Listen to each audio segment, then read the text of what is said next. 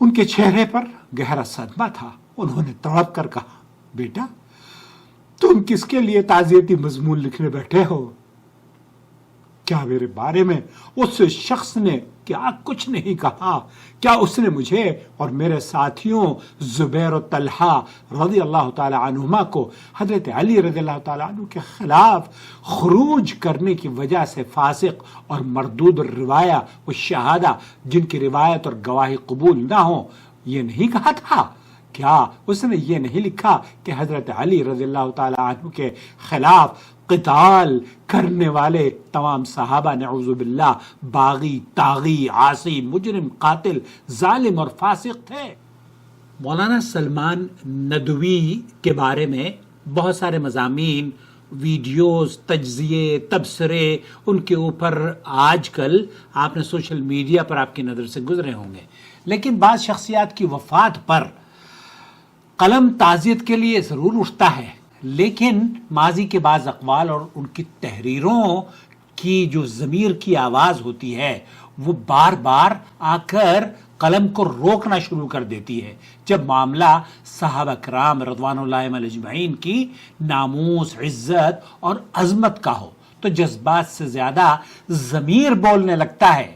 ذیل میں آپ کی خدمت پہ اس ویڈیو میں ایک ایسی ہی تحریر پیش کرنا چاہ رہا ہوں جو نہایت ہی خوبصورت ضمیر کی آواز ہے. مفتی عنایت اللہ خورشید قاسمی دیوبندی مکتب فکر کے عالم معلوم ہوتے ہیں، شیخ الحدیث ہیں جامعۃ المومنات رامپور کے، اور مولانا سلمان ندوی کے بارے میں لکھتے ہیں کہ کیا لکھوں، کچھ لکھا نہیں جاتا. مولانا سلمان ندوی دنیا سے رخصت ہو گئے، خبر صدمہ بن کر آئی اور دل مستر نے پکارا کہ اٹھو قلم اٹھاؤ. دل مستر نے پکارا کہ قلم اٹھو اور کچھ تو لکھو، تعزیتی کلمات لکھو، ان کے لیے ایثار ثواب کا سامان کرو، ان کی خطابت، ان کی تحریر اور ان کے علم و فضل کا ذکر خیر کر کے، تاکہ آپ اپنی محبت کا kind of token of love اور تعزیتی انداز میں ان کی خدمت میں پیش کرو. وہ ایک طویل عرصے تک علم و ادب کی دنیا پر راج کرتے رہے ہیں، تو کیا آج ان کے جانے پر تو لفظ بھی نہیں لکھے جائیں گے؟ وہ یہ کہتے ہیں کہ میں اسی تڑپ کے ساتھ کاغذ اور قلم سنبھال کر بیٹھا ہی تھا، ذہن پر سکتہ طاری ہو گیا اور الفاظ کی آمد کا انتظار تھا کہ اچانک فضا بدل گئی. میرے تخیل کے بند دریچوں سے جلال نورانی کے پیکر نمودار ہونے لگے. یہ وہ ہستیاں تھیں جن کا نام لیتے ہوئے زبان لرزتی ہے اور جن کی عدالت پر خود قرآن نے مہر تصدیق ثبت کی ہے. سب سے پہلے امیر معاویہ رضی اللہ تعالی عنہ سامنے آ کھڑے ہوئے. ان کے چہرے پر ایک خاموش درد تھا. وہ عتاب آمیز لیکن دھیمے لہجے میں مجھ سے مخاطب ہو رہے تھے، گویا کہ یہ کہہ رہے ہوں کہ ایک قلمکار تو آج کسی کی اچھائیوں کا دفتر کھولنے بیٹھا ہے.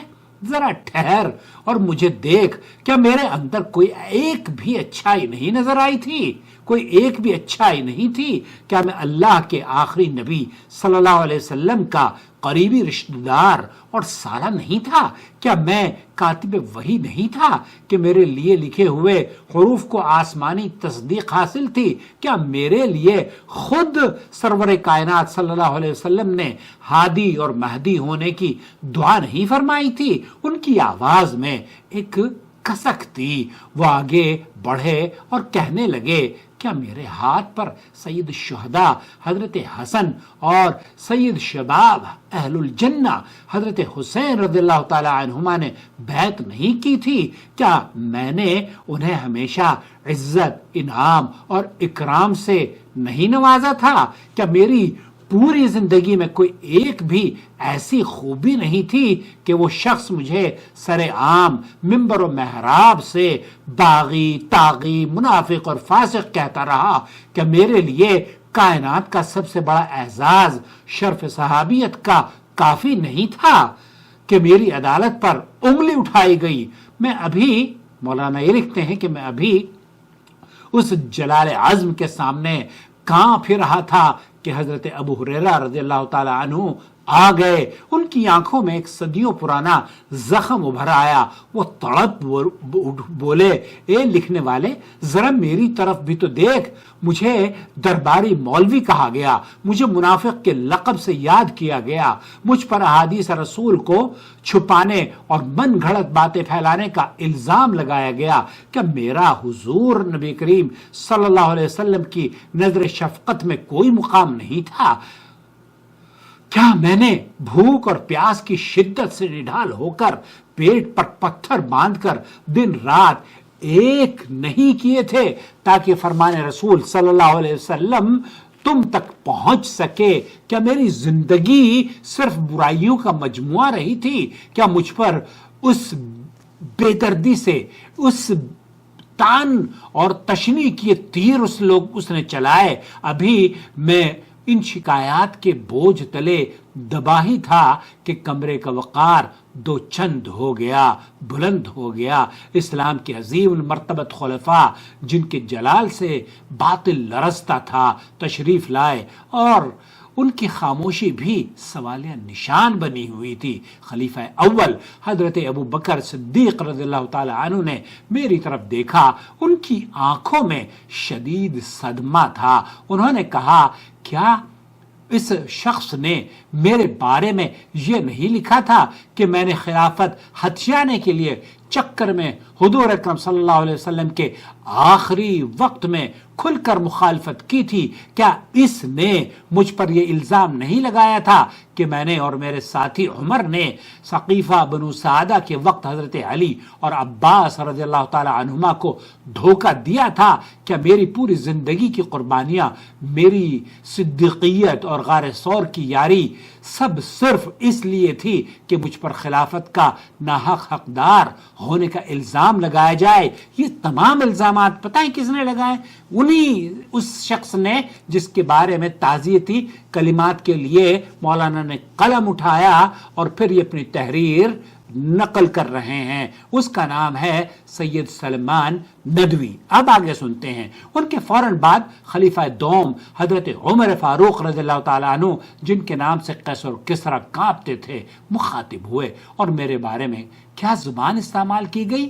کیا اس نے یہ نہیں لکھا کہ تمام صحابہ نے نعوذ باللہ حضرت محمد مصطفیٰ صلی اللہ علیہ وسلم کی وصیت کو ٹھکرا دیا تھا؟ کیا مجھ پر اور ابو بکر پر یہ الزام نہیں لگایا گیا کہ ہم حضور اکرم صلی اللہ علیہ وسلم کے بعد خلافت کے حقدار نہیں تھے؟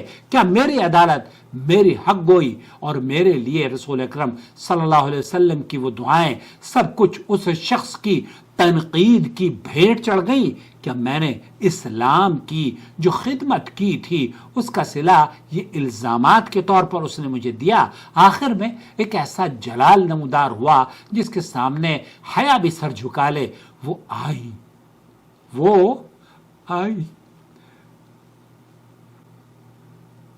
جن کا مقام تمام مومنوں کے لیے ماں کا ہے, جو رسول اکرم صلی اللہ علیہ وسلم کی محبوب ترین زوجہ تھی, جن کے گھر میں وحی کا نزول ہوا کرتا تھا, اما عائشہ رضی اللہ تعالی عنہا. ان کے چہرے پر گہرا صدمہ تھا. انہوں نے تڑپ کر کہا, بیٹا تم کس کے لیے تعزیتی مضمون لکھنے بیٹھے ہو؟ کیا میرے بارے میں اس شخص نے کیا کچھ نہیں کہا؟ کیا اس نے مجھے اور میرے ساتھیوں زبیر و طلحہ رضی اللہ تعالی عنہما کو حضرت علی رضی اللہ تعالی عنہ کے خلاف خروج کرنے کی وجہ سے فاسق اور مردود الروایہ و شہادہ, جن کی روایت اور گواہی قبول نہ ہو, یہ نہیں کہا تھا؟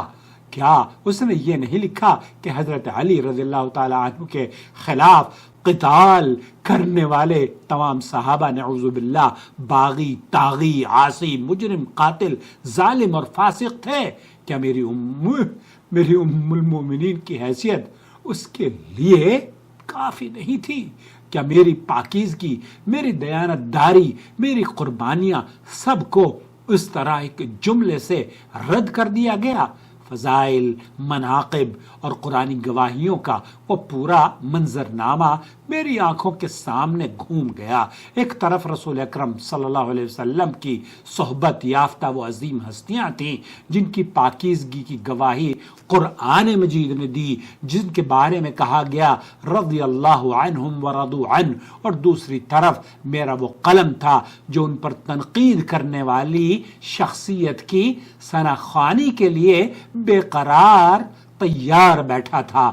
ان تمام مقدس ہستیوں نے مجھے ایک نگاہ سے دیکھا، ان کے چہروں پر ایک عجیب بے نیازی اور گہرا صدمہ تھا۔ انہوں نے جاتے جاتے یا اللہ انہوں نے جاتے جاتے دھیمی آواز سے کہا، تم نے دیکھا، تم نے سنا اور تم نے جانا کہ اس شخص نے ہمیں منافق، غاصب اور فاسق کہا۔ اس شخص نے ہمیں منافق، غاصب، فاسق کہا۔ اس سب کے باوجود اگر تمہارا ضمیر تمہیں اجازت دیتا ہے، اگر تمہاری عقیدت کے پیمانے اتنے ہی وسیع ہیں تو شوق سے لکھو، جاؤ ان کی تعریفوں کے پل باندھو، انہیں محقق دوراں اور مفکر اسلام شیخ الاسلام کے القابات سے نواز دو، ہمیں کوئی اعتراض نہیں، بس ہمارے ان سوالوں کا جواب روز محشر اپنے رب کو دے دینا۔ وہ چلے گئے، لیکن میری تڑپ، میرا جوش اور میرے الفاظ وہیں منجمد ہو گئے۔ قلم ہاتھ میں لرز رہا تھا، کاغذ میری بے بسی پر ہنس رہا تھا اور ضمیر ملامت کر رہا تھا۔ اب میں سمجھ نہیں پا رہا تھا کہ اس دنیا سے، اور ضمیر ملامت کر رہا ہے، اب سمجھ نہیں آتا کہ اس دنیا سے رخصت ہونے والے کے لیے تعزیتی کلمات لکھوں یا صحابہ کی ناموس پر اٹھنے والے ان گہرے زخموں پر ماتم کروں جن پر اس کی تحریریں گواہ ہیں۔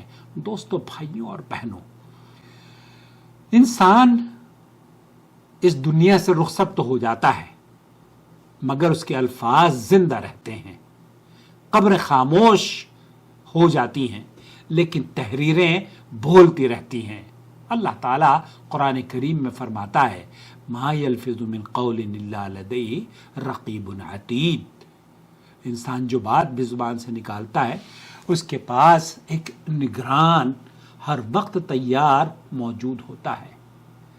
لوگ اکثر چہروں سے زیادہ قلم کو یاد رکھتے ہیں، اس لیے قلم اٹھانے سے پہلے دوستوں، یا زبان کھولنے سے پہلے دوستوں، ایک نہیں 10 مرتبہ سوچنا چاہیے۔ جیسے کسی نے کہا، سوچو اور پھر اس کے بعد کچھ لکھو، سوچو پھر اس کے بعد بولو۔ تو قلم تو اٹھایا اس شخص نے، اور زبانیں بھی اس نے، ایک ہاتھ لمبی زبان تھی۔ اب علیہ من اللہ ما یستحق، اللہ تعالیٰ کہ یہاں وہ چلا گیا ہے جس چیز کا وہ مستحق تھا، اللہ کے یہاں پا رہا ہوگا۔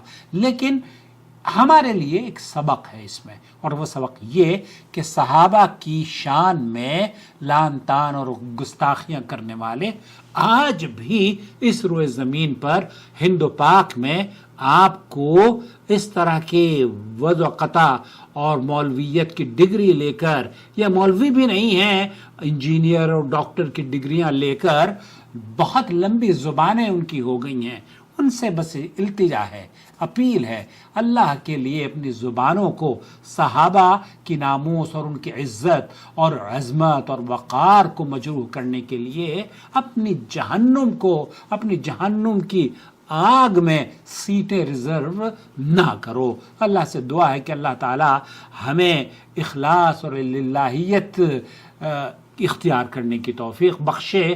قیامت کے دن صرف اعمال ہی نہیں، زبان اور قلم بھی گواہی دیں گے۔ اس لیے ہر صاحب قلم اور ہر صاحب بیان کو یہ یاد رکھنا چاہیے کہ انسان رخصت ہو جائے گا مگر اس کی تحریریں، اس کا مقصد، اس کی زبان، اس کا مقدمہ لڑتی رہیں گی۔ بس بولنے سے پہلے تولیے اور لکھنے سے پہلے اللہ کے حضور جواب دہی کو یاد رکھیں۔ میں اس تحریر کے مضمون نگار یقیناً خراج تحسین کے مستحق ہیں کہ انہوں نے اپنے موقف کو نہایت مؤثر ادبی اور فکر انگیز انداز میں قلم بند کیا. الفاظ کا انتخاب، جذبات کی ترجمانی اور قاری کو سوچنے پر مجبور کرنے والا اسلوب ان کی قلمی صلاحیت کا واضح ثبوت ہے. اختلاف یا اتفاق اپنی جگہ ہے، مگر ایسی اثر انگیز تحریر لکھنا ہر قلم کار کے بس کی بات نہیں. اللہ رب العالمین ہر صاحب قلم کو حق لکھنے، انصاف سے عدل قائم کرنے، کاغذ اور قلم کے درمیان توازن برقرار رکھنے اور اسے قرآن اور سنت اور صحابہ کی عظمت بیان کرنے کی توفیق سے نوازتا رہے. آمین یا رب العالمین. میں آخر میں یہ گزارش کروں گا، اگر آپ اس تحریر کے مصنف تک میری آواز پہنچا دیں تو انہیں ضرور کہیں کہ آپ نے حق ادا کیا ہے، ہم سب کی ترجمانی آپ نے کی ہے. اللہ رب العالمین آپ کی اس کاوش کو شرف قبولیت عطا فرمائے. مفتی عنایت اللہ خورشید قاسمی صاحب، بہت شکریہ آپ کا. یہ تحریر کیسی لگی مجھے اپنی رائے سے ضرور نوازیے گا، اور میں اگر رامپور میں آپ رہتے ہیں تو مولانا کی خدمت میں میرا سلام بھی پیش کیجیے.